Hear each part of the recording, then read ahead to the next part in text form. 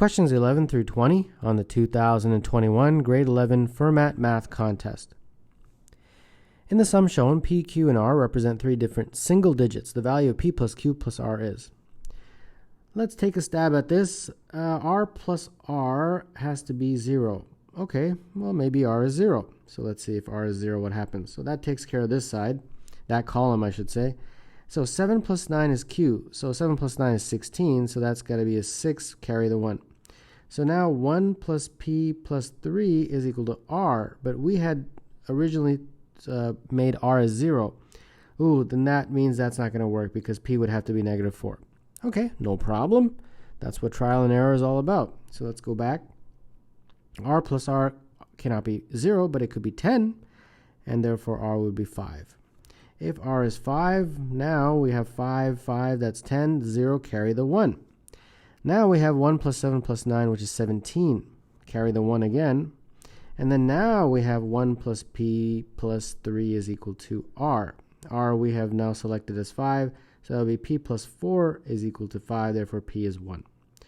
Okay, so now I think I can figure out P plus Q plus R. P is 1, Q was 7, and R was 5. So that is 13. So number 11, the answer is A. How many of the 20 perfect squares, 1 squared, 2 squared, all the way up to 20 squared, are divisible by 9? Well, let's see. There's the 20 perfect squares. Let's see which ones are divisible by 9. To be divisible by 9, obviously the number has to include it 3 times 3. So this one does. That is 3 times 3. And then this one will. You can be able to extract 3 and a 3 out of it. This one, obviously. You can get 2 3s out of there. 2 3s out of here also. Because 15 is 3 times 5. Then you have another 3 times 5. And 2 3s out of here. So that's what, 6, right? And 6 is the maximum, so that means I don't have to keep counting here. Number 12, the answer is E.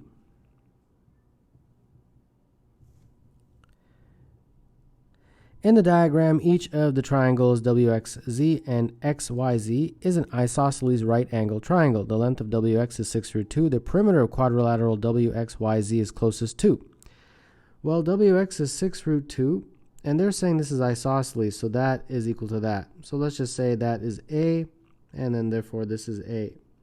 So that means A squared plus A squared is equal to 6 root 2 squared, like that.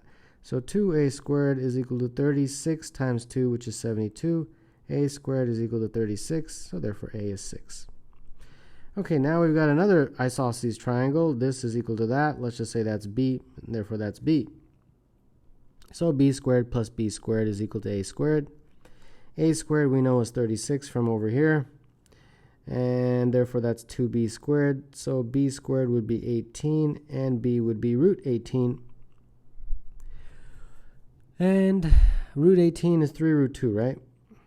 Okay, so now what is the perimeter? Perimeter would be, it looks to me like B plus A plus 6 root 2. Well, B is 3 root 2. And then A is just 6. So that is going to be 6 plus 12 root 2. And then when you do that and put it in decimal form, it's 22.97.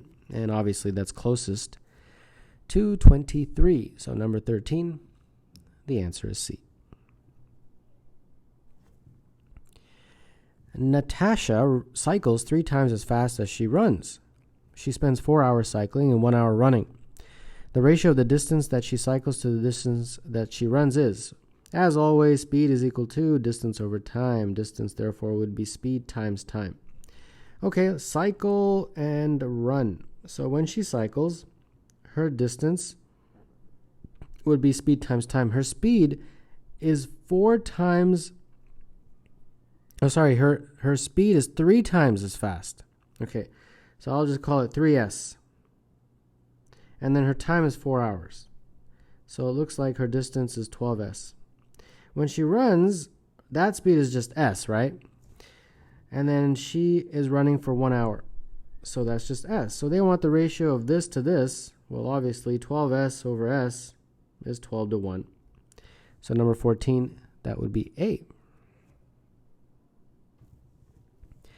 Let A and B be integers positive, for which 45A plus B is 2021. The minimum possible value of A plus B is 45A plus B is equal to 2021. Okay, I'm just going to get an approximation. 2021 divided by 45 is approximately 44.9. Just to get an approximation of where I need to start, because obviously we have to get integer solutions to this equation, so I got to start somewhere. So A can't be 45, because if it was 45, this would have to be -4 in order for this equation to work. And both of them have to be positive. So that's wrong. But it can be 44. If it's 44, B would be 41 when you plug it back into this equation.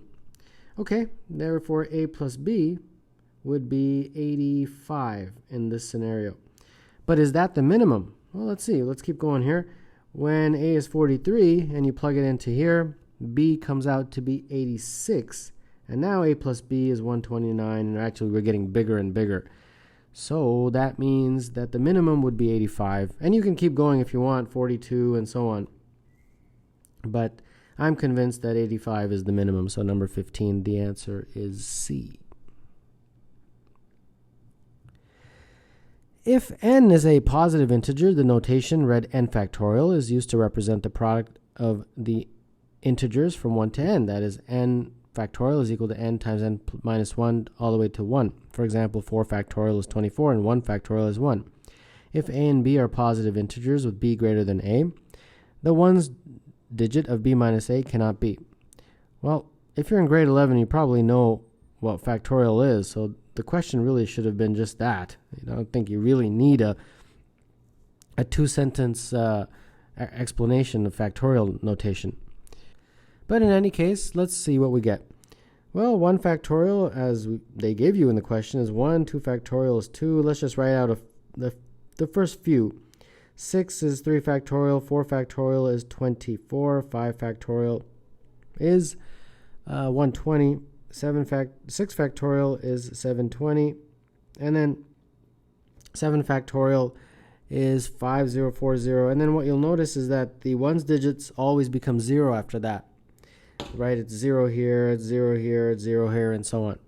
So I think we should be able to get our answer just by looking at those 5.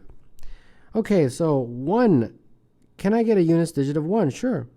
2 factorial minus 1 factorial. Right? That would be 2 minus 1, and that is 1.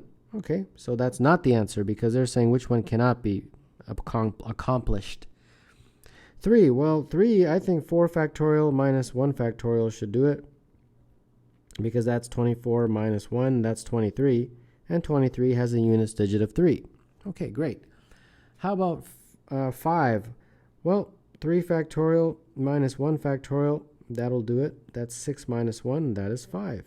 Okay, that's gone. 7, well, let's skip 7 for now. 9, that's accomplished with 5 factorial minus 1 factorial, because that is 120 minus 1, which is 119, and 119 has a units digit of 9. So therefore, the only one by process of elimination that you cannot get is D for number 16. The set S consists of 9 distinct positive integers. The average of the two smallest integers in S is 5. The average of the two largest integers in S is 22. What is the greatest possible average of all the integers of S?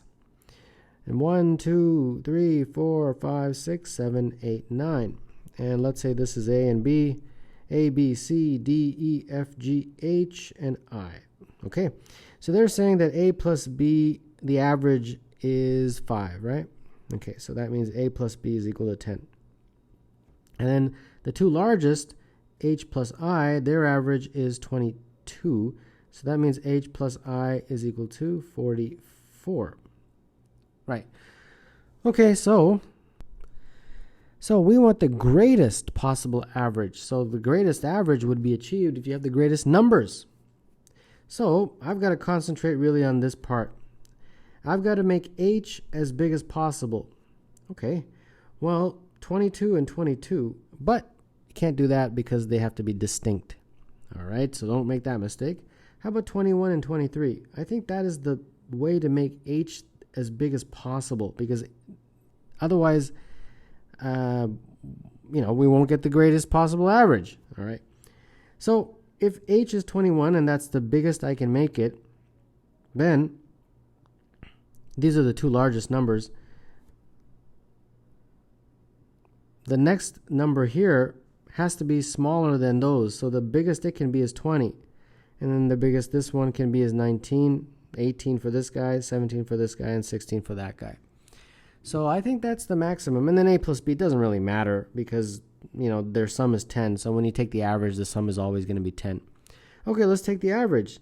The average is obviously a plus b plus 16 plus 17 plus 18 plus 19 plus 20 plus h plus I. When you take the average, it doesn't really matter what the individual values of a, b, h, and I are. And then you divide by 9. Okay, a plus b is 10. 16 plus 17 plus 18 plus 19. Okay, all of that.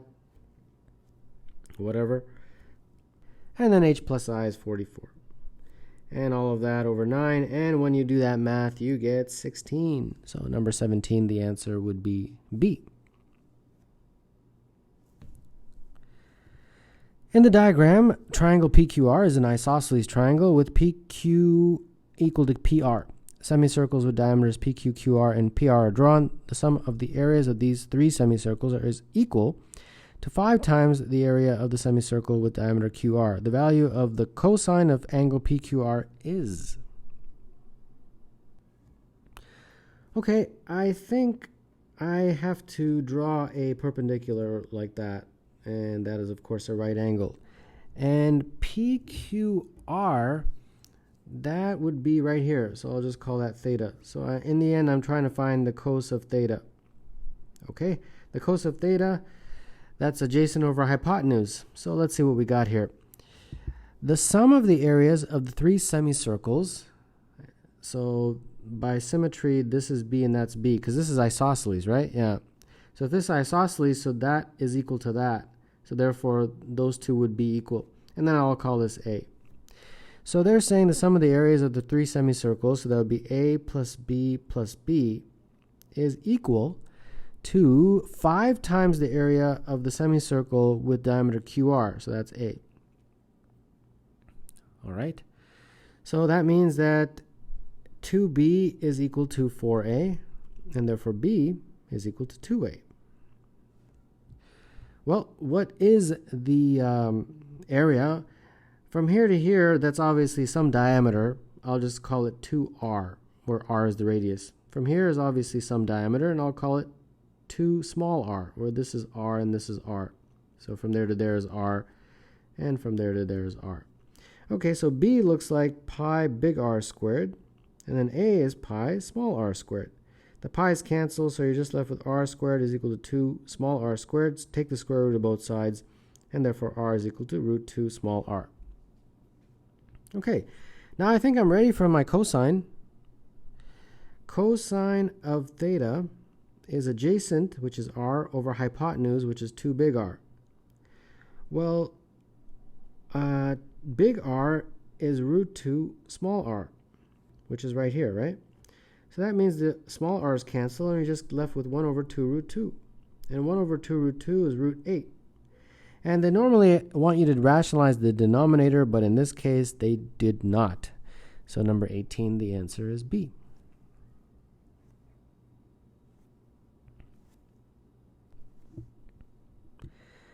The real numbers x, y, z satisfy these three equations. If s is the sum of the two possible values of y, then minus s equals.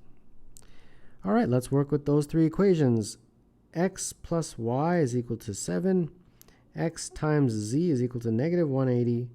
And we have this x plus y plus z squared is equal to 4. Well, immediately recognize that that is the same. So that x plus y plus z squared equals to 4. I can substitute x plus y is equal to 7. So that's 7 plus z squared is equal to 4. Take the square root of both sides.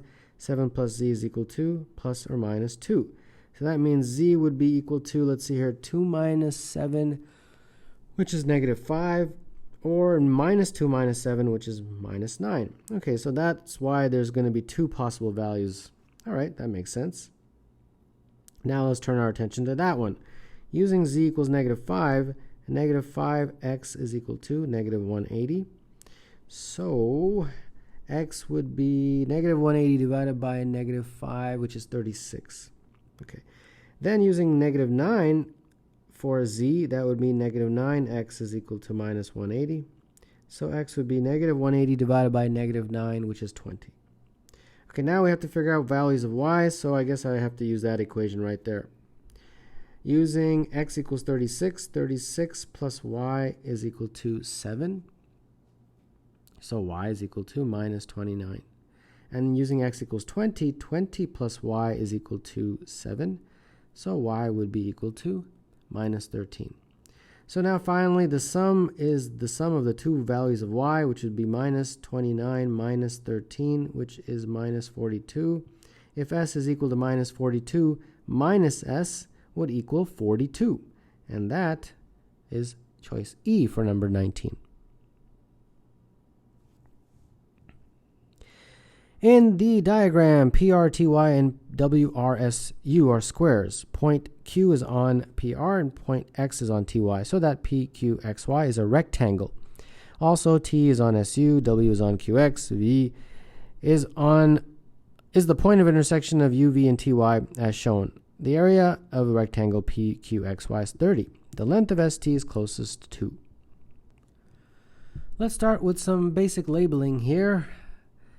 We'll call this side X, and then I'll call this Y here. And therefore, from here to here, that's going to be X minus Y, right? Because these are squared, so that would be X, this is X, this is X, and this is X. That's Y. That's X minus Y. Okay, now where do I go from here? I'll just label this a right angle. That's pretty obvious, I hope. And these are right angles right here. And then I have to label the other square. They're not equal, right? They're just squares. They're not necessarily equal, so I'll just call it Z, so that all those sides have Z as their length. Okay, now I know for a fact that this is a right angle, correct? So I'm just going to call this theta. And then therefore this angle in here, since that is 90, this angle in here would be 90 minus theta. And therefore this angle in here, since that is 90, right there, that would be theta. So I hope you can see that we have a similar triangle situation. Triangle, what is it? RQW is similar to triangle RST. This triangle is similar to that triangle because they share the same angles, right? The third angle is going to be the same. Third angle is just going to be 90 minus theta there, and this will be 90 minus theta. Okay, so since we have a similar triangle situation, let's use that. So let's see here, x minus y over z would be equivalent to z over this, and that's just x, right? Because that is the side of that square. Okay, so x minus y over z is equal to z over x. Okay, that's pretty good. Cross multiply and I get z squared is equal to x squared minus xy. Okay, so xy would be x squared minus z squared. All right, and xy, that is actually the only numerical value they've given us in the question. PQXY is 30. PQXY is 30. And that basically is xy, x times y I should say. So 30 is equal to x squared minus z squared. Okay. Then we can get a Pythagorean relationship for this triangle right here. That this st squared plus z squared is equal to x squared. So st squared is equal to x squared minus z squared. Well, that I just figured out was 30. So 30 is equal to st squared. And then to get the value of st, you just take the square root of 30. And the square root of 30 is approximately 5.47. And therefore, st is closest to 5.5. So number 20, the answer would be C.